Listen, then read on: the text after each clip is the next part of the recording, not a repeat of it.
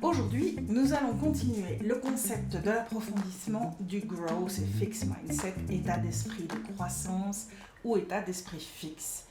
Nous allons en fait appliquer certaines règles de ce principe et surtout la manière de communiquer vers les enfants pour les aider à pouvoir développer un état d'esprit de croissance.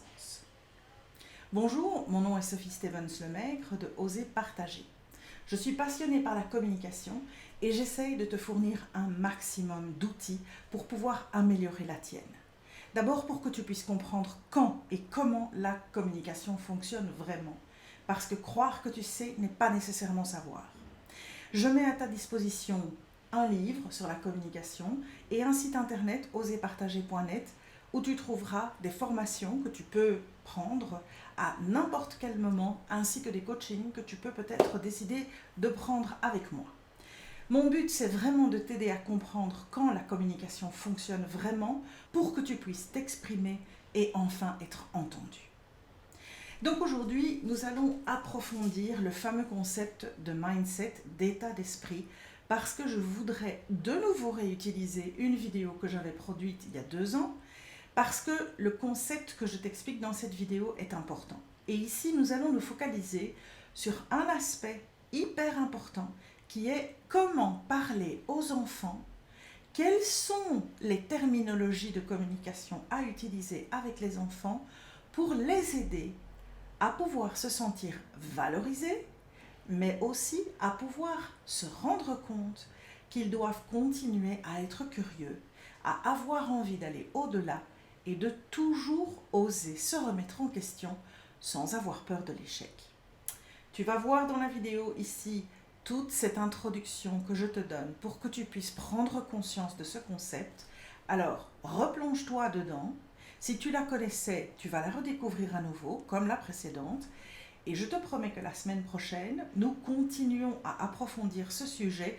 Et là, je te donnerai des nouvelles clés de communication pour comprendre à quel point c'est important pour toi et pour les autres quand tu sais comment communiquer de façon motivante, de façon positive, de façon respectueuse. Alors voilà, aujourd'hui on recommence. Ici, ce que je vais faire, c'est te parler plus particulièrement de la manière dont on applique la différence quand on s'adresse à des enfants ou quand on soutient l'éducation en fait d'enfants. Alors ça veut dire que n'importe qui est concerné par ceci. Ça peut être toi en tant que l'oncle ou la tante de quelqu'un, ça peut être toi en tant que l'animateur dans un groupe de jeunes, ça peut être toi le parent, ça peut être toi l'enseignant. Donc c'est vraiment un concept qui n'est pas limité. Mais c'est une approche qui est vraiment défendue par cette spécialiste qui a développé ce fameux concept. Elle s'appelle Carol Dweck. Et je pense que une fois que tu auras compris ce que j'essaie d'expliquer et que tu feras le parallélisme par rapport à tes propres expériences, tu vas vite voir que c'est vrai. Court rappel. Une personne qui a un état d'esprit arrêté, c'est une personne qui est convaincue de certaines choses et qui ne voit pas l'utilité de changer d'avis, voire éventuellement d'apprendre autre chose. Il y a plein de gens qui ont cette attitude, il y a plein d'aspects qui peuvent être positifs, mais le fondement dont je veux parler aujourd'hui, c'est l'autre, c'est l'état d'esprit en croissance. L'état d'esprit en croissance, c'est cette capacité de se remettre en question tous les jours, de se rendre compte que quel que soit l'âge qu'on a, l'état dans lequel on est, on peut toujours apprendre et on peut toujours améliorer ses connaissances pour apprendre à mieux gérer des situations.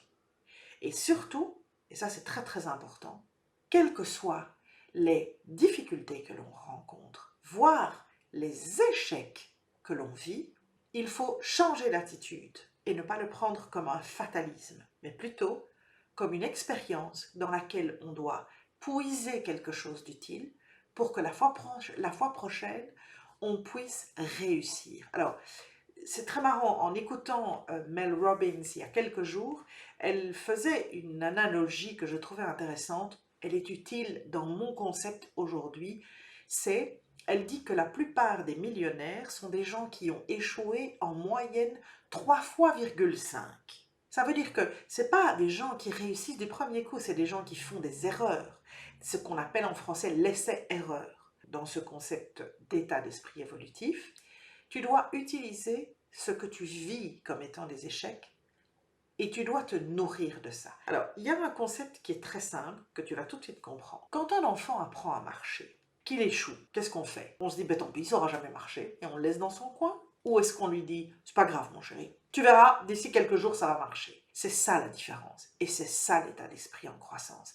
C'est le fait de se dire, si quelque chose ne fonctionne pas aujourd'hui, ce n'est pas grave. Ça ne veut pas dire que ça ne fonctionnera jamais. Et dans beaucoup de discussions aux États-Unis, il y a un exemple qui est donné dont tu as peut-être déjà entendu parler. C'est l'exemple de Michael Jordan. C'est le basketteur américain, ce fameux basketteur américain. En fait, il a expliqué qu'il n'était pas nécessairement doué quand il a commencé sa carrière. Mais c'est un homme qui a continuellement travaillé de façon extrêmement intense. Il a dû faire des paniers en basket des millions de fois pour arriver à pouvoir maîtriser son geste, pour pouvoir maîtriser sa manière de faire et pour pouvoir devenir le basketteur extraordinaire qu'il a été. Et j'ai écouté un autre exemple récemment qui est Michael Phelps, ce nageur qui a battu tous les records de médailles. Il expliquait qu'il s'entraînait tous les jours de l'année, 365 jours par an.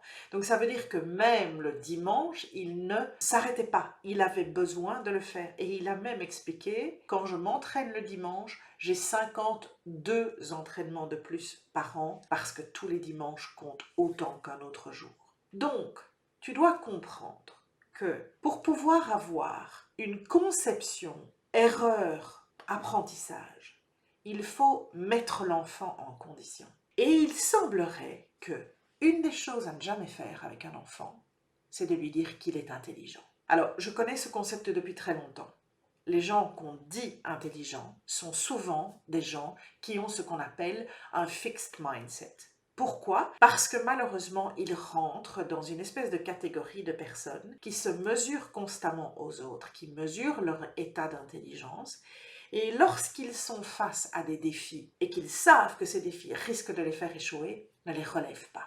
Or, le principe d'un état d'esprit en croissance, ce n'est pas de choisir la mauvaise carte qui est de dire « non, je ne serai pas capable de l'exécuter, je ne vais pas le faire ». C'est de relever le défi. C'est de pouvoir continuer, c'est d'aller plus loin, de pousser en avant. Donc dans ce principe-là, si tu le comprends bien, lorsque ton enfant est face à un défi, eh bien, au lieu de lui dire « tu es trop bête pour y arriver », qui est vraiment la pire des choses à faire, on est bien d'accord, parce que ça va complètement le figer, ça ne sert à rien de lui dire qu'il est intelligent quand il réussit quelque chose. Parce que c'est là où l'enfant va croire qu'il a la capacité de ne plus devoir apprendre. Quand on lui dit « ce que tu as fait était superbe », c'est un super résultat continu dans ce sens, l'enfant est dynamisé par la positivité qu'on lui donne, le fait qu'on reconnaît son accomplissement, mais surtout qu'on lui dit « tu dois continuer dans ce sens, ne laisse pas tomber, persévère encore, va plus loin, dépasse-toi et va au-delà de ce que tu crois être tes limites ». Ça, c'est ce qu'on appelle un état d'esprit en croissance. Et les gens qui sont comme ça sont souvent beaucoup plus brillants dans leur carrière.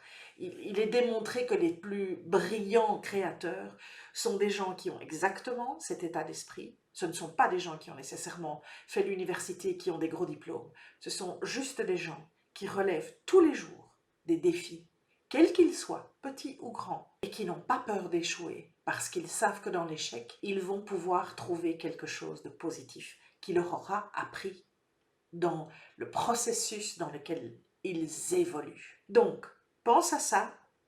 Pense à ne pas figer ton enfant lorsque tu parles avec lui en lui disant que tu es bête ou intelligent. Ce sont deux terminologies qui devraient sortir de ta maison. Par contre, n'hésite pas à le féliciter, à l'encourager et à lui montrer comme il a remarquablement progressé quand il fait quelque chose, qu'il l'aide à progresser. Parce que c'est ça qui va l'aider à continuer à relever les défis des situations dans lesquelles il va se trouver, qui va le faire progresser et qui va lui faire prendre aussi conscience de ses capacités et lui faire prendre confiance en lui. Et ça, c'est super important. Parce que des échecs, on en aura tous. Des défis, on en a tous. C'est l'attitude qu'on a face à ces échecs, face à ces ratages, qui va déterminer si on va plus loin ou si on s'arrête là, en se disant « c'est foutu, je peux plus ». On peut toujours, mais il faut rentrer dans ce concept de compréhension, d'acceptation, que des défis on en aura toujours, qu'il faut pouvoir les analyser, puiser quelque chose de positif, recommencer, parce que c'est à force de persévérer qu'on finit par y arriver. Je voulais aller un petit peu plus loin sur le concept. J'espère que ça te donne une vision un petit peu plus précise de ce concept si tu n'en as jamais entendu parler. Mais n'hésite pas à faire tes propres recherches. C'est un sujet extraordinairement passionnant. Et quand tu comprends et que tu te rends compte à quel point tu peux devenir, si tu ne l'es pas encore, cette personne, je dirais presque qu'il n'y a plus de limite. Tu peux aller aussi loin que tu as envie. Et un enfant, il n'a pas de limite. Alors, laisse-le grandir et soutiens-le. Plus loin il ira, le mieux ce sera pour sa vie. Bonne communication avec tes enfants, avec les enfants que tu as autour de toi, avec les jeunes que tu as autour de toi. Et à la prochaine fois. Salut!